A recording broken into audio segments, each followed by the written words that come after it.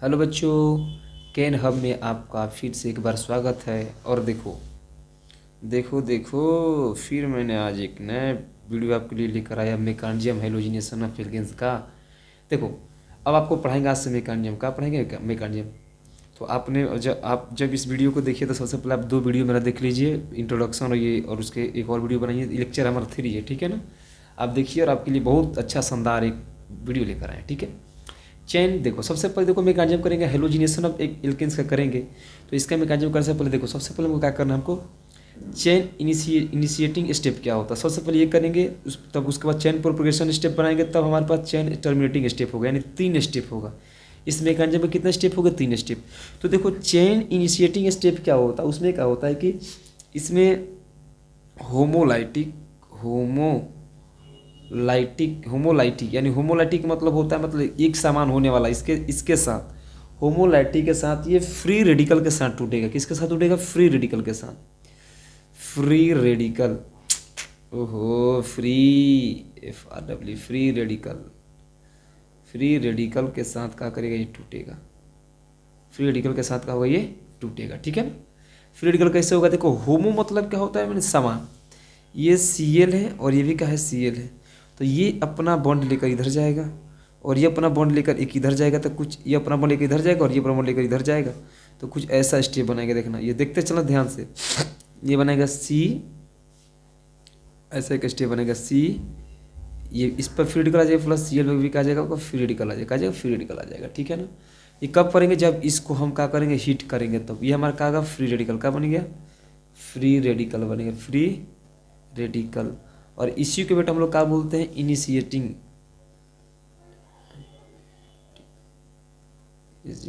Step बोलते हैं, initiating step बोलते हैं। और इसी को क्या बोलते हैं? इनिशिएशन स्टेप भी बोलते हैं, ठीक है ना।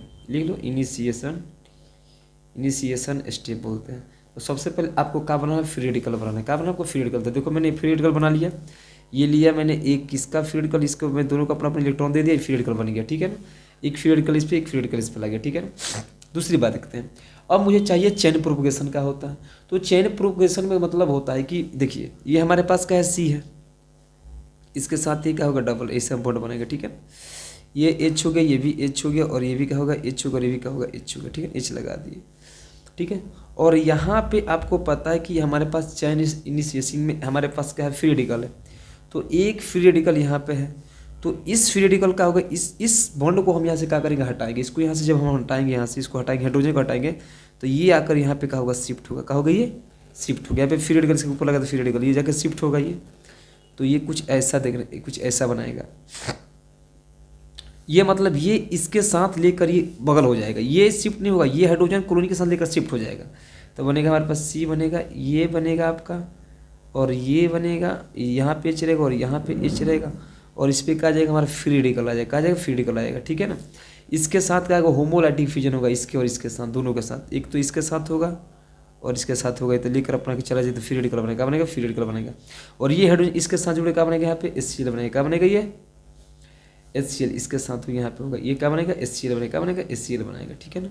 HCl बना दिया। इसको बोलते हैं प्रोपगेशन स्टेप। क्या बोलते हैं इसको? Propagation step, propagation step. फिर यही क्या करता है? देखने यहाँ पे, यही यही हमारा जो स्टेप है, ये स्टेप ए मानता हूँ, स्टेप यहाँ C में B मानता हूँ। हमारे पास क्या बना? ये बना है, तो लिखेंगे C1 2 ऐसे लगाएंगे इसको। हमारे पास कितना क्लोरीन था? 2 क्लोरीन था। एक क्लोरीन तो लेकर चले गए थे, एक क्लोरीन तो बचा इसके साथ ना। तो इस क्लोरीन को हम यहाँ पे इसके साथ कराएंगे, इसके साथ इसको, मतलब ऐसे लिख देंगे, यहाँ पे ऐसे लिख देंगे, ठीक है ना। और ये Cl हो गया, और यहाँ पे Cl करा देना आपको, ठीक है ना। तो ये फ्री रेडिकल इसके साथ आकर जुड़ जाएगा, ठीक है ना। और ये अपना इथी करके लेकर जाएगा, ये अपना बॉन्ड लेकर जाएगा। तो ये क्या बनेगा? कुछ ऐसा बनेगा, देखना, ये C, यहाँ पे होगा आपका H होगा, और यहाँ भी क्या होगा? आपका H होगा, और यहाँ भी क्या होगा? आपका H होगा, और इसके साथ Cl बनाएगा। और ये जो अपना लेकर अकेला जो भाग रहा है ना, यहाँ पे आकर बेचारा ये फ्री रेडिकल के साथ ये खड़ा रहेगा, फ्री रेडिकल के साथ। अब तीसरा स्टेप क्या कहता है कि देखना, चेन टर्मिनेटिंग में क्या होता है कि सबसे पहले ये हमारा स्टेप हमारा बन गया, ठीक है ना। यहाँ तक हमारा पूरा क्लियर है। और चेन स्टेप में क्या होता है कि इसमें जो हमारे पास जो रिएक्शन होता है उस रिएक्शन में क्या होता है कि ये हमारा Cl हो गया और हमारे पास क्या है Cl।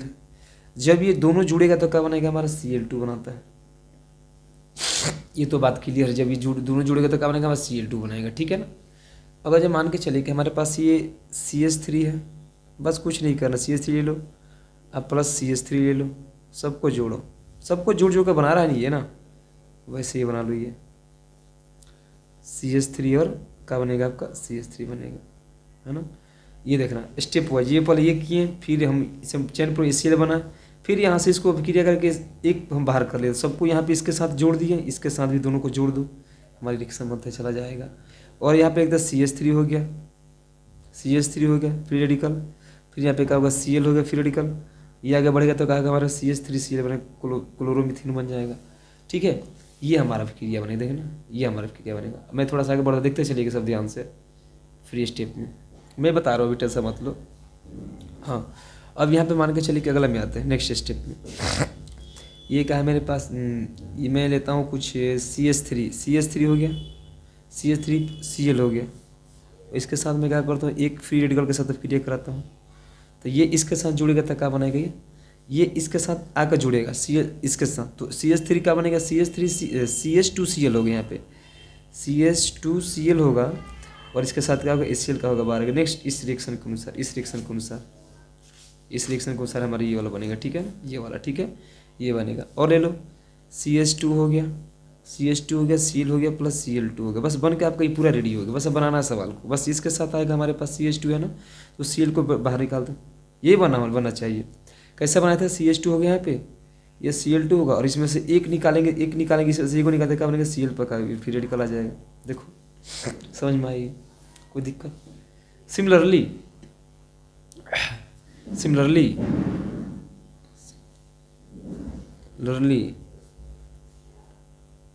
Trichloromethane and tetra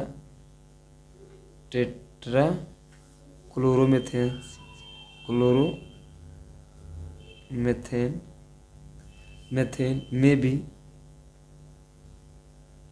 may be formed as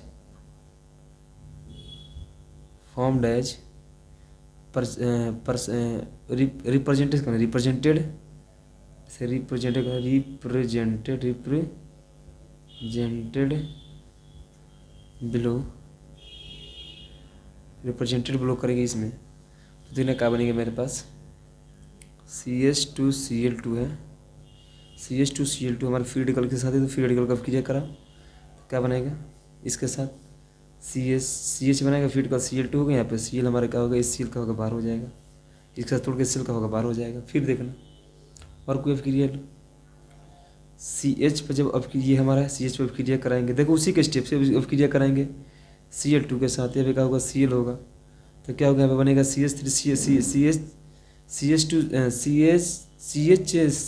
बनेगा, Cl3 बनेगा और यहाँ से क्या होगा मेरे पास Cl पे फ्री रेडिकल आ जाएगा। सेम वैसे ही बन रहा है, Cl बनाएंगे तब ये बनेंगे, तब अपना प्रोपोर्शन दिखा देंगे, Cl बनाएंगे ये बनेंगे प्रोपोर्शन दिखा देंगे, सेम फ्री रेडिकल बना दिए, काम खत्म हो गया। फिर यहाँ पे देखा CH हो गया, फिर यहाँ पे Cl3 हो गया, फिर Cl के इसके साथ अब क्रिया करा दो तो क्या बन जाएगा मेरे पास, क्या बन जाएगा CCl3 बन जाएगा और प्लस CCl का हो जाएगा बाहर हो जाएगा। फिर CCl3 को इस फ्री रेडिकल का यहाँ पे फ्री रेडिकल के साथ कोई Cl2 से क्रिया करा दो तो क्या बन जाएगा CCl4 बन गया, फिर Cl का होगा मेरा बाहर, क्या हो गया बाहर होगा, CCl का होगा मेरा बाहर हो गया। देखो ना यहाँ पे CCl3 है, CCl2 है, CCl4 पर फिर CCl का होगा बाहर आ गया। क्लियर है बात बेटा। अब भाई थोड़ा सा नाइट्रेशन के बारे में चेक, इसी के बारे में क्या होता है, कुछ नाइट्रेशन होता है, नाइट्रेशन, ठीक है। तो उम्मीद है कि एक बार देख लो आप लोग, कोई दिक्कत इसमें, किसी को कोई दिक्कत है तो बोल बताओ बेटा। पूरा सेम स्टेप पे ही चल रहा है, पूरे स्टेप पे, कोई दिक्कत किसी को, ओके। हेलोजिनेशन हम लोगों ने पूरा खत्म कर लिया, ई नंबर पूरा हेलोजिनेशन इसका रिकंजम में हम लोग सब लोग देख लिए, सब लोगों ने हम लोगों ने क्या कर लिया, खत्म कर लिया, ठीक है ना। अब इसमें हम लोग का अब हेलोजिनेशन खत्म होगा, अब आ गया मेरा नाइट्रेशन, क्या आएगा नाइट्रेशन कहेगा, नाइट्रेशन, ठीक है, नाइट्रेशन आएगा। नाइट्रेशन में क्या क्या होता है इसके बारे में चर्चा करते हैं, नाइट्रेशन के बारे में। ठीक है बच्चों, देखते हैं। Nitration, this involve the replacement of a hydrogen atom of the alkanes with NO2 group.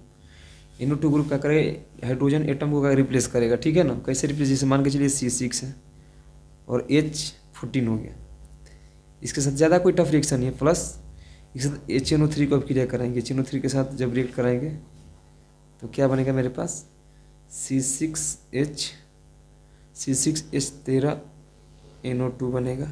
अब प्लस क्या बनेगा मेरे पास, H2 का बनेगा, H2 गैस, H2 बनेगा। ठीक है ना, ये कब होता है, ये मतलब ये नाइट्रिक जब बॉइलिंग पॉइंट बेटा होता है, इसमें बॉइलिंग होता है, बॉइलिंग जब किया जाता है तब ये होता है। ठीक है, ज़्यादा मात्रा में, यानी नीचे से लिखते हैं कि बाद लिखते हैं, लिखेंगे the nitration of lower alkanes can be carried out in vapour phase मतलब होता है, मतलब वेपर जब निकलता है by heating to very high temperature very high temperature, कितना होगा, 723 केल्विन से 773 केल्विन के बीच में होता है ये। ठीक है, 7 से इतना केल्विन इतना के बीच में होता है। ठीक है, नाइट्रेशन में। ठीक है बच्चों, और कैसे होता है देखना, जैसे मान लो CH4 मीथेन को HNO3 के साथ अब क्रिया कराएंगे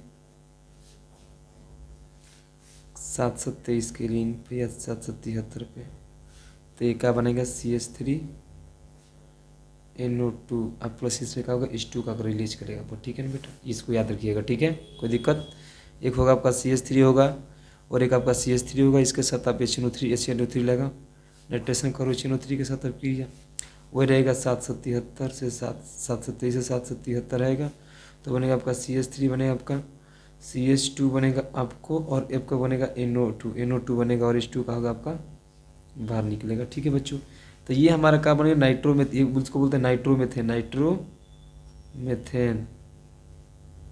ये भी क्या बनेगा,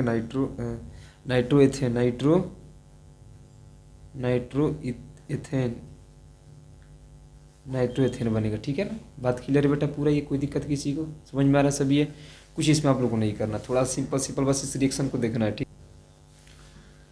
सम इम्पोर्टेंट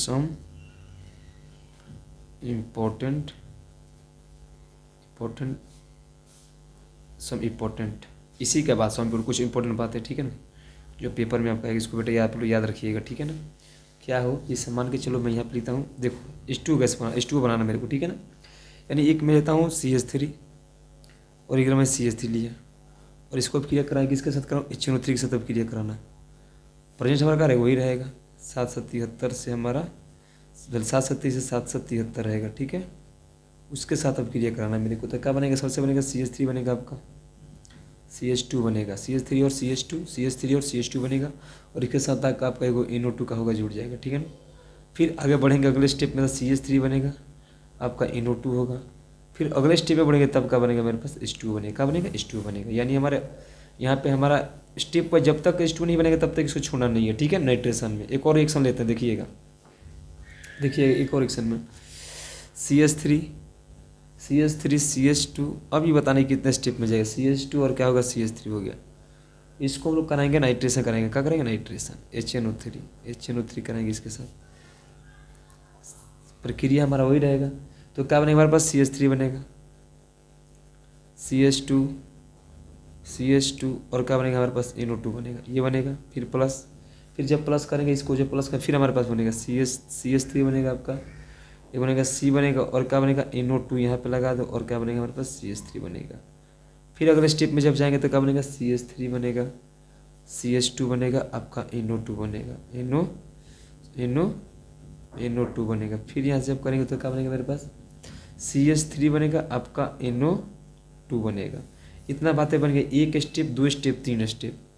यानी 1 डिग्री 2 डिग्री 3 डिग्री, ये हमारा कौन सा बन गया, ये बन गया हमारा 1 डिग्री 2 डिग्री 3 डिग्री, ये हमारा 1 डिग्री बन गया, ये 1 डिग्री हो गया मेरा, और ये कितना होगा आपका 2 डिग्री हो गया, ये भी हमारा 2 डिग्री, ये कितना आपका 3 डिग्री, कितना है 3 डिग्री, 3 डिग्री बन गया हमारे पास। और लास्ट में हमारा जो प्रोडक्ट बचेगा हमारा कहाँ निकलेगा, हमारा प्रोडक्ट जो बचेगा, जो प्रोडक्ट बनेगा वो निकलेगा मेरे पास, जो भी निकलेगा H2O निकलेगा, क्या निकलेगा H2O निकलेगा, ठीक है। ये हमारा प्रोडक्ट इसके साथ निकलेगा। तो बोल सकते हैं हम लोग कि द ऑर्डर ऑफ रिएक्टिविटी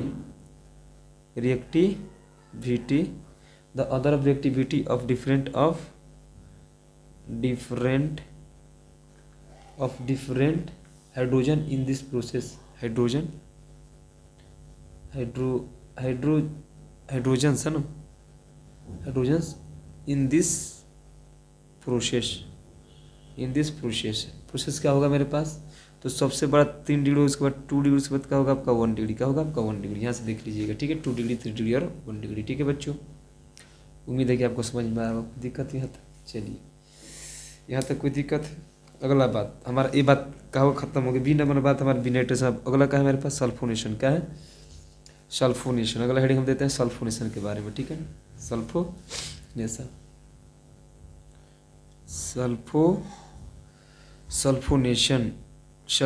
के बारे में चर्चा करें। सल्फोनेशन क्या होता है, सल्फोनेशन, ठीक है ना भाई। सल्फोनेशन क्या होता है, sulphonation this involve the replacement of hydrogen.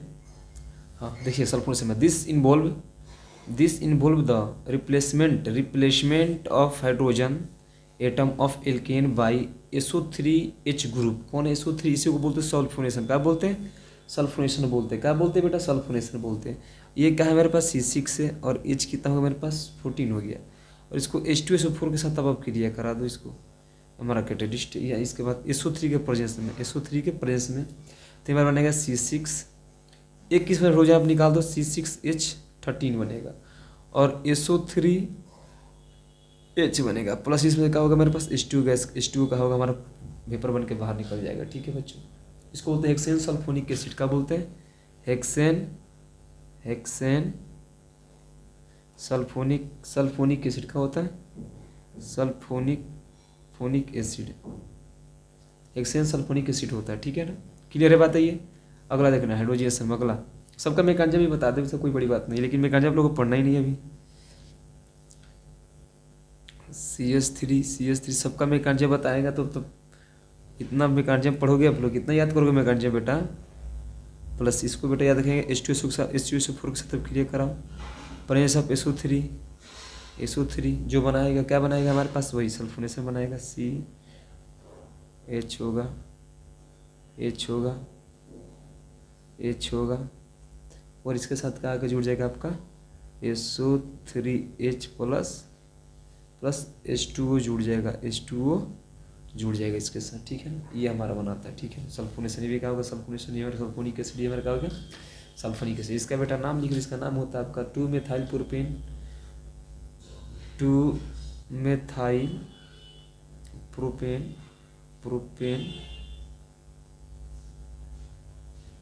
2 जैसे लिखना 2 सल्फोनिक एसिड, ठीक है।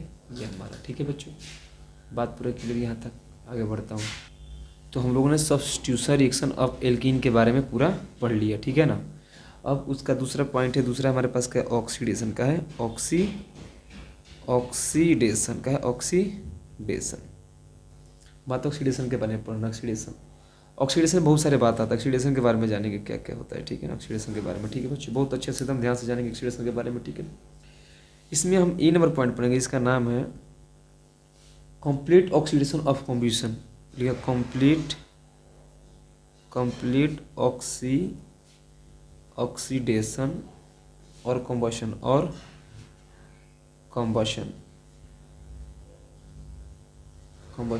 है, कॉम्बशन होता है, ठीक है ना। कंप्लीट ऑक्सीडेशन और कॉम्बशन क्या होता है, कॉम्बशन होता है। जैसे मान के चलो ए में मैंने कंप्लीट ऑक्सीडेशन कैसे मान के चलिए है CH4 है बेटा, ये गैस है, ये गैस है। जब इसको 2H2 के साथ अब क्लियर कराएंगे, गैस के साथ अब क्लियर कराएंगे, ठीक है ना, तो बनेगा हमारे पास CO2 बनेगा, और क्या बनेगा मेरे पास 2H2 बनेगा। H2O बनेगा, ये लिक्विड किसमें, लिक्विड फॉर्म में बनेगा। और इसमें एक डेल्टा जिसका जो ऊर्जा निकलेगा डेल्टा H जो होगा उसका जो मान होगा आपका 800 माइनस 890 होता है किलो जूल का होता है, किलो जूल होता है, ठीक है, किलो जूल, इतना ज़्यादा किलो जूल होता है, ठीक है, 890 किलो जूल होता है, ठीक है ना, पहली बात। दूसरी बात देखिएगा इसमें, दूसरी बात होगा 2C2H6 ले लो अब प्लस 7 ऑक्सीजन के साथ अब क्रिया कराओ, तो ये हमारा किसको क्या बोलेंगे, ये हमारा एथेन है, का एथेन, एथेन, इसके साथ क्रिया कराएंगे तो बनेगा 4CO2 बनेगा, कितना बनेगा 4CO2 बनेगा प्लस 6H2O बनेगा, 6H2O बनेगा, ठीक है ना, 6H2O बनेगा। और ये भी लिक्विड फॉर्म में होगा। और यहाँ पर डेल्टा H0 के मान कितना आएगा, माइनस का 1580 होगा, minus 1580 kilo joule, 1580 kilo joule होगा, ठीक है। तीसरा बात इसका देखिएगा, तीसरा बात देखिएगा इसका C4H10, C4H10 है, कॉम्बिनेशन करेगा किसके साथ, ये पेपर में आया हुआ है, देखिए इसको बेटा आप लोग देख लीजिएगा ध्यान से, ठीक है ना, 11th वालों इसको ध्यान से आपको देखना है टर्म 2 के लिए, 4CO2 रहेगा यहाँ पे प्लस 5H2O, ठीक है ना। अब इसको बैलेंस कर लो ना, 4 कार्बन 4 कार्बन 4, 10 हाइड्रोजन बिल्कुल करेक्ट है, ठीक है ना, ये हमारा होगा, ठीक है। इसमें डेल्टा एच का जो मान होगा कितना होगा हमारे पास, माइनस 2875 होता है किलो जूल होता है, ठीक है। ये हमारा स्टेप होता है इसका। लेकिन इसका एक जनरल फार्मूला जो होता है, जनरल फार्मूला इसका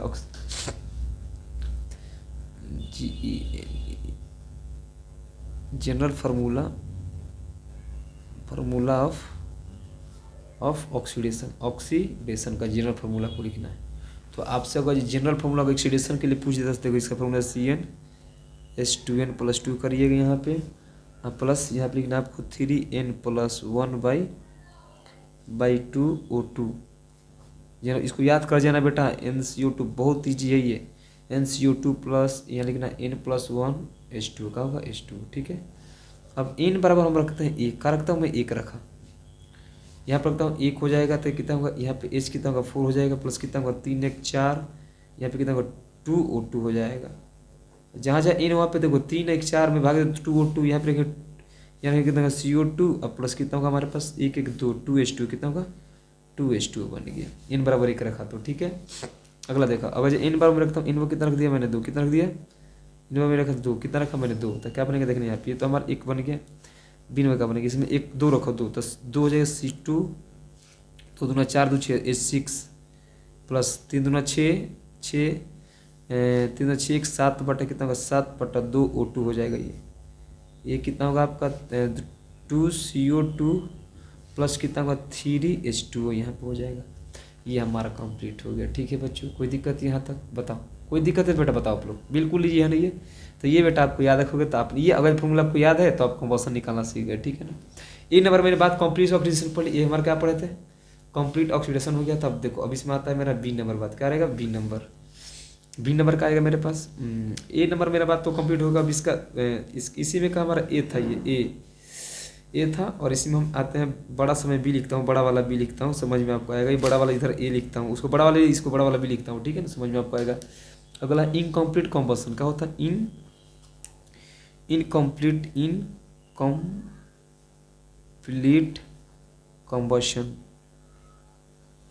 इनकम्प्लीट कॉम्बशन क्या होता है, इनकम्प्लीट कॉम्बशन का मतलब होता है, मतलब कि जिसे एक मान को 2 मोल CH4 ले लो, ज़्यादा इसमें नहीं पढ़ना आपको, ठीक है ना। 3 मोल O2 ले लो, इसको अब क्रिया कराओ तो क्या बनेगा 2CO बनेगा और प्लस 4H2O बनेगा, ठीक है ना, ये बनता है, ठीक है ना। CH4 ले लो, यहाँ पे CH4 ले लो, इसके साथ ऑक्सीजन के साथ अब क्रिया कराओ, क्या बनेगा C कार्बन प्लस क्या बनेगा यहाँ पे 2H2O, क्या बनेगा 2H2O। इसको बोलते हैं इनकम्प्लीट कॉम्बशन, क्या बोलते हैं इनकम्प्लीट कॉम्बशन। अगला सी नंबर देखिएगा, इसका सी नंबर जैसे इसमें करता हूँ देखते चले। सी नंबर आप लिखिए कंट्रोल्ड ऑक्सीडेशन, कंट्रोल्ड, आपके एनसीईआरटी में ये शायद है कंट्रोल्ड ऑक्सीडेशन। हाँ अब मैं कंट्रोल ऑक्सीडेशन क्या होता है, कंट्रोल ऑक्सीडेशन का मतलब होता है, ये हमारा बड़ा सी है, क्या ये बड़ा वाला सी है, बड़ा वाला सी कंट्रोल ऑक्सीडेशन। ये हमारा बड़ा वाला बी हो गया, बड़ा वाला सी हो गया, ठीक है। कंट्रोल ऑक्सीडेशन का मतलब होता है कंट्रोल करना, मतलब इसे 1 2 मोल CH4, बस इसको याद कर लेना, ठीक है बेटा आप लोग। और O2 होगा, इसको किसके साथ प्रेजेंट करना, CU के प्रेजेंस में करना, CU के प्रेजेंस में करना। अब 523 केल्विन पर करना आपको, इसको हीट करना है 100 atm आपका प्रेशर होगा, करेंगे तो ये क्या बनेगा 2CH3OH, इसको बोलते हैं ये क्या बनेगा मिथाइल एल्कोहल, क्या बनेगा ये मिथाइल एल्कोहल, एल्कोहल होगा, क्या होगा मिथाइल एल्कोहल बन गया। ठीक है बच्चों, इसी को बोलते हैं। ठीक है, और एक लेते हैं एग्जाम्पल, इसमें ये हमारा 1 नंबर हो गया एग्जाम्पल, 2 नंबर एग्जाम्पल इसका लेते हैं।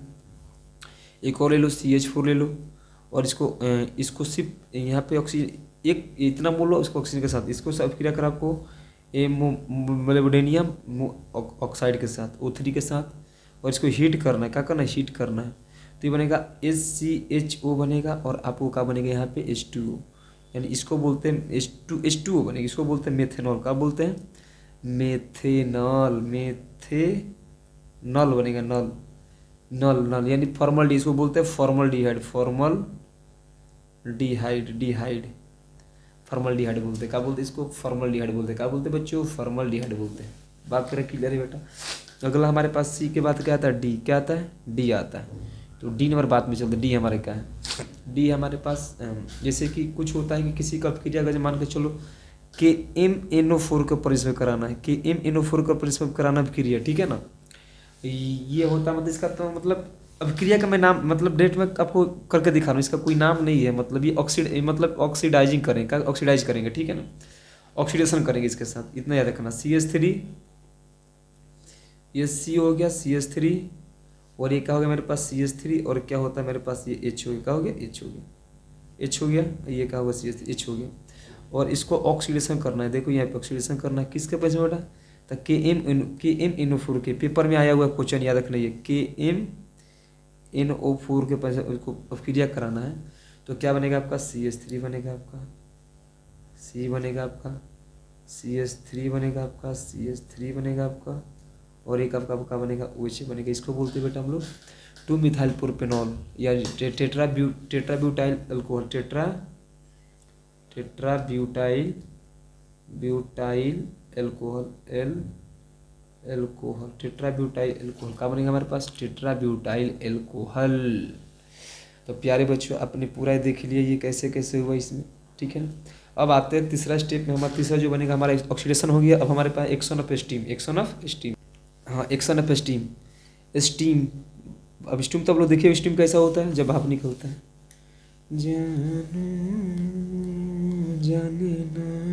एक्शन ऑफ स्टीम देखने का होता है। स्टीम मतलब क्या होता है, भाप निकलता तक तक तक तक तक तक तक भाप निकलता है ना, भाप निकलता है, आप लोग देखिए वही स्टीम होता है, ठीक है ना। यानी इसमें कुछ नहीं करना है, आप एक मेथेन लेना मेथेन, ठीक है ना, मेथेन लेना मेथेन, और H2 के साथ आप क्रिया करा देना, ठीक है ना। H2 के साथ अगर आपको क्रिया करना स्टीम, ये कौन H2 स्टीम गए, मतलब ये H2 आप लोग चावल घर में नहीं बनता यार, आप लोग देखिए चावल बनता है घर में, उसी सब क्रिया कराना था, क्या बनेगा आपका कार्बन मोनोऑक्साइड बनेगा आपका, क्या बनेगा आपका 3 मोल H2 बनेगा, ठीक है ना, ये हमारा बनता है, ठीक है ना। तो लिखेंगे this reaction is used for the industrial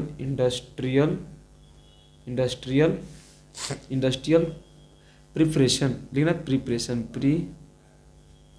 preparation of hydrogen from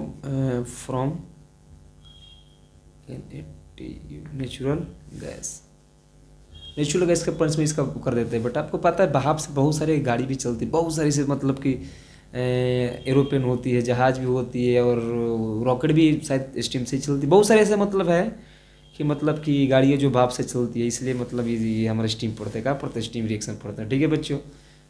इतना आपको याद है स्टीम में। आपका चौथा जो बनेगा चौथा उसका नाम है बेटा आइसोमेरिज्म होता है,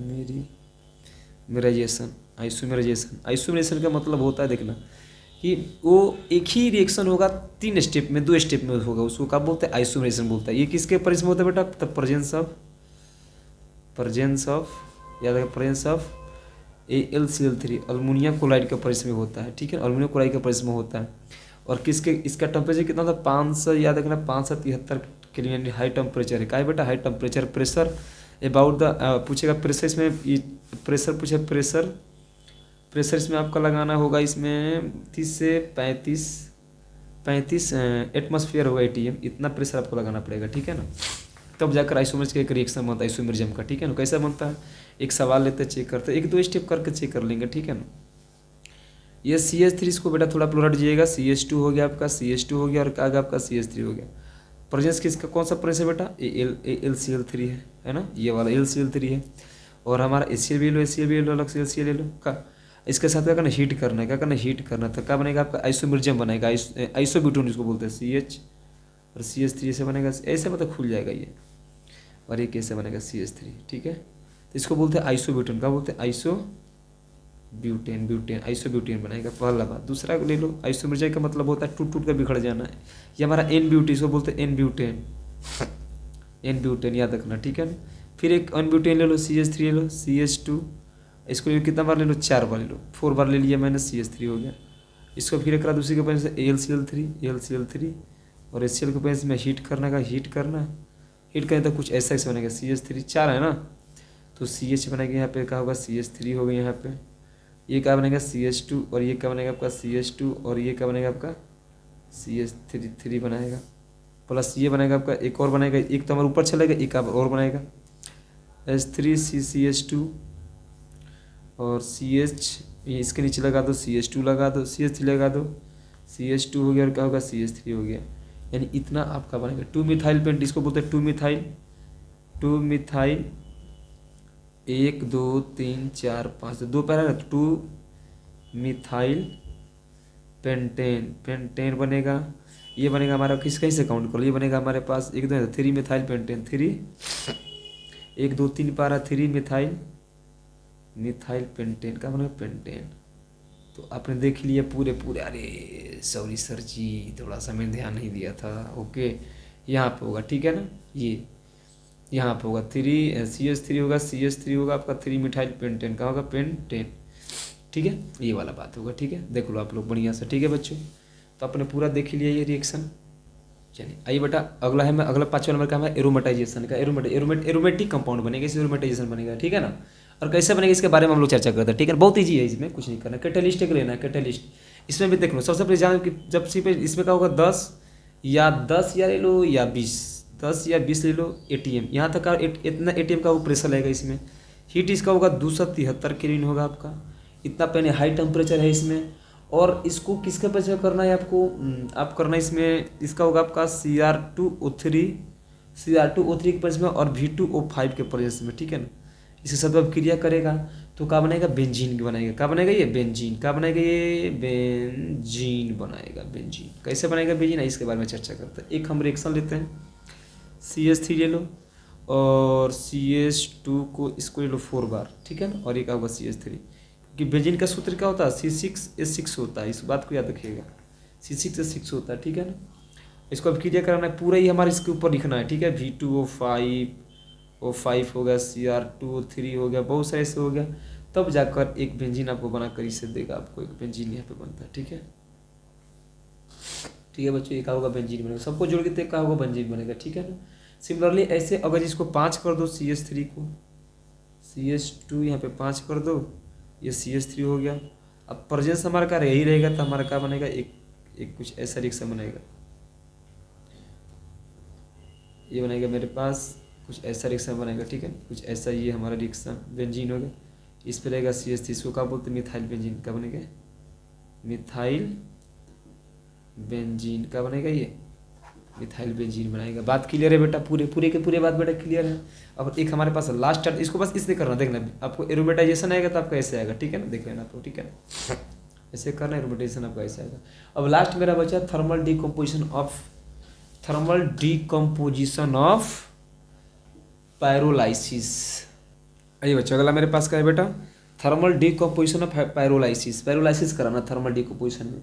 अब इसमें क्या होता है, इसमें देख जैसे कि सबसे पहले इसमें जो हमारा टेम्परेचर होगा, तापमान होगा आपका, उस तापमान को यूज करना आपको 700 से 800 केल्विन तक होता है इसमें, ठीक है ना। पहला बात ये, ठीक है। दूसरी बात आपको ये करना है इसमें कि ये किसके, इसका जो कैटेलिस्ट होगा वो होगा आपका एल्यूमिनिया और सिलिका होगा। क्या होगा, कैटेलिस्ट, पेपर में आता है बेटा,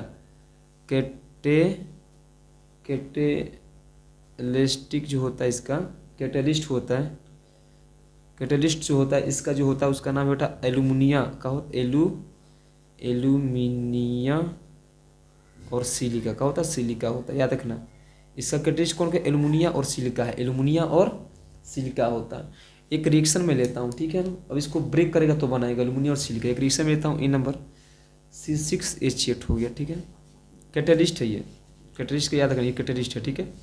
इसको जब हम ब्रेकिंग करेंगे तो क्या बनेगा मेरे पास, एक तो बनेगा मेरे पास C3H4 बनाएगा, और क्या बनेगा CH4, या तो ये भी बना सकता है, ये C3H6 भी हो सकता है, और क्या हो सकता है मेरे पास, मतलब इसको ब्रेक डाउन करेगा जितना बार ब्रेक कर दे। ये हम इसको पता है क्या बोलते हैं, इसको हम लोग बोलते हैं फ्रेगमेंटेशन बोलते हैं, फ्रीगमेंटेशन इसको बोलते हैं, फ्रीगमेंटेशन बोलते हैं, क्या बोलते, फ्रीगमेंटेशन बोलते हैं, इस बात का याद रखना, टेंशन, ठीक है ना। और ये क्या होता है, क्रैकिंग होता है, इसमें क्या होता है, क्रैकिंग, CRACK, इसमें क्रैकिंग होता है। इसी को बोलते हैं पारोलाइसिस का, पारोलाइसिस बोलते हैं, क्या बोलते हैं, पारोलाइसिस बोलते हैं, ठीक है ना। कैसे होगा यहाँ पे देखते हैं रिएक्शन पे। मैंने यहाँ पे सिनेमिक रिएक्शन लिखा बी नंबर में, देखिएगा C6H14 में यहाँ पे लिखा, S40 लिखा यहाँ पे, इसके साथ मुझे रिएक्शन करा दिया, क्या करा दिया, रिएक्शन करा दिया। तो ये रिएक्शन मुझे कितने स्टेप में चलेगा, 3 स्टेप में, C6H12 हो जाएगा, प्लस ई का होगा H2 गैस हमारा हो जाएगा यहाँ पर। अगला जो बचेगा मेरे पास वो क्या होगा मेरे पास, C4H8 बनेगा, इससे C4H8 बनेगा, 8 6 14, देखो 12 6 18, 12 2 14 होगा, फिर इसको तोड़ काटा चलो, ठीक है। क्या बनेगा, C प्लस C2 बना, C2H6 बनेगा, ये C2H6 बनेगा, ठीक है। 8 6 14, 4 2 6 हो गया, ठीक है। अगला लेकर चलते इसको, और कोई जो टूटने वाला हो बताओ।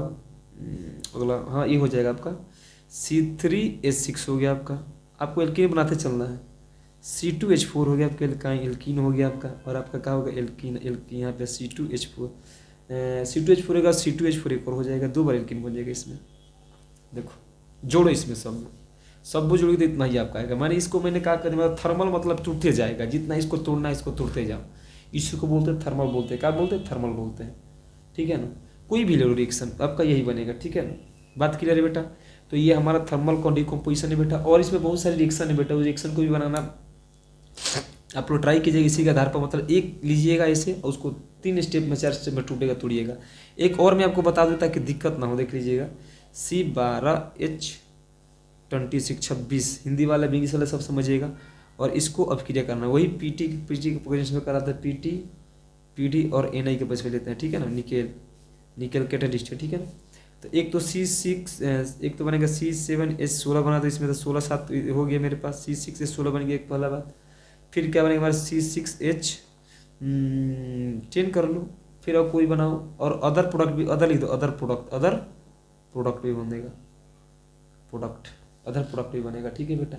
ऐसे बहुत सारे मतलब कि केमिकल रिएक्शन में आर समराइज कर सकते हो, are many chemical reaction, many alkanes are chemical reaction methanes are isomerizing कर सकते हो।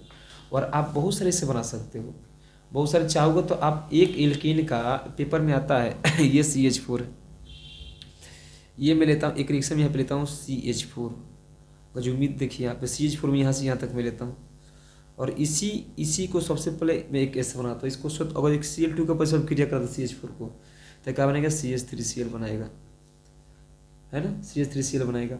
फिर इसको Cl2 सब क्रिया कराओ तो क्या बनेगा, CH2Cl बनाएगा, ये Cl2 बनाएगा। फिर से सब क्रिया कराओ, Cl सब क्रिया करो Cl2 से, फिर अपना बढ़ते चला जाएगा, एक जगह जाकर CH3 हो जाए, बना चुके हैं ये।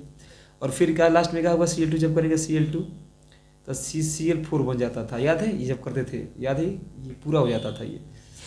अगला मान के चलो, इसके साथ क्रिया करो, किसके साथ, I2 के साथ कब क्रिया करो, HiO3 है, इसके साथ क्रिया कराओ तो क्या बनेगा, CH3I बनेगा आपका, यानी मिथाइल आयोडाइड बनेगा, मिथाइल आयोडाइड बनेगा। और कोई ले लो इसके साथ क्रिया, और कुछ अब क्रिया कराए थे, याद है, HNO3 लिए थे, HNO3 ले लो, मिथेन को, क्या बनेगा आपका, CH3NO बनेगा, मिथाइल नाइट्रेट का बनेगा, मिथाइल नाइट्रेट बनेगा। बोल बाबू समझ में आ रहा है। और कोई ले लो कि जो कराए थे उसी को रखना आपको, O2 ले लो, कॉम्बशन कराए थे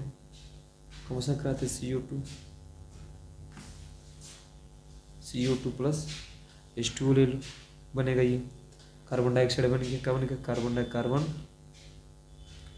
डाइऑक्साइड बन जाएगा। और कोई ले लो अपने हिसाब से, CO2 लिए थे और कुछ लिए थे, O2 ले लो, कहाँ एक लिए थे O2 CO2 के प्रेजेंस में, कॉपर के प्रेजेंस में लिए थे तो CH3OH बना था, याद है, CH3OH बना था, मेथेनॉल का बना, मेथेनॉल बना था। और कोई ले लो, हाँ एक लिए थे O2 में लिया था, O2 किसके प्रेजेंस में, MO3 के प्रेजेंस में, MO2O3 के प्रेजेंस में लिया था। तो आपको बने SCH, याद है, ये बना था आपका एल्डिहाइड के करीब बना था, मेथेनॉल बना था, मेथेनॉल बना था। और एक हमारा ले लो एक मेरे पास क्या होगा, Ag2 ले लो, AgO2 ले लो, AgO2 तब क्या बनेगा आपका, ये लास्ट में बनेगा SCOOH बनेगा, ठीक है ना। इसको बोलते हैं मेथेनोइक एसिड। तो आपने देखा कि एक ही एल्कीन का कितना स्ट्रक्चर हुआ, जिसके सदस्य के लिए करो कुछ अलग अलग फॉर्मेशन दे रहा है कि ना बच्चों। तो आज के लिए यहीं पे मेरा टॉपिक ये समाप्त होता है। और बच्चों आपको समझ में आए तो प्लीज़ एक बार लाइक सब्सक्राइब जरूर करें और चैनल को थोड़ा सा आगे बढ़ाएं। और कल जो हम लोग पढ़ने वाले उस टॉपिक का नाम है बेटा कन्फॉर्मेशंस इन हाइड्रोकार्बन, ये वो कन्फॉर्मेशन इन हाइड्रोकार्बन, ये चैप्टर का बनेगा, ठीक है ना। तो तब तक के लिए बाय बाय बच्चों।